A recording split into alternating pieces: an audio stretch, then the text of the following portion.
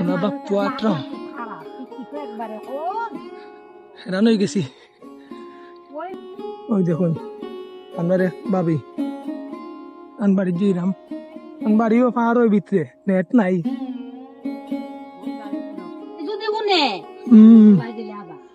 আসলে শহর এলাকা তো নেই, গ্রাম এলাকাত শান্তি আছে আর কি বসবাসের লাগে, আর সুযোগ সুবিধাটা একটু কম, কিন্তু বসবাসের লাগে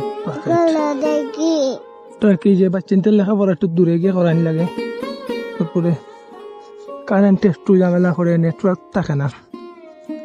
আর এমনিতে খেতে সপ্তাহ পাওয়া যায়, খাবার দাবার কোনো জিনিসের অভাব নেই, সব প্রিয় খাবার দাবার।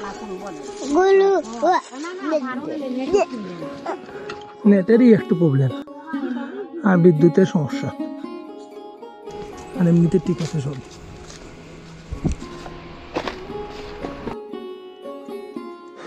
অনেক সুন্দর এলাকা, রাস্তাটা হইলো তোমার ক্ষেতের মাঝখান দিয়ে। বাসার মালিক নি দেখা ডাকাত বাড়ি না না বাড়ি ওটা। ও আচ্ছা,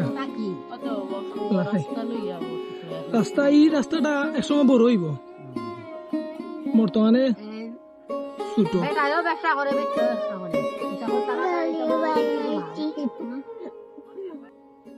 আমরা প্রতিদিন তারা 2 কিলো 4 কিলো 5 কিলো আটে, সমস্যা নাই, হেরান হইতো না। আমরা 1 কিলো 2 কিলো আটলে আমরা হেরান হয়ে যাই, মানে ক্লান্ত লাগে।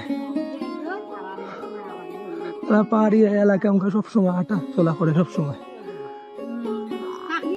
4 কিলো 5 কিলো এগুলা গাড়ি চলাচল করে কম বাবা।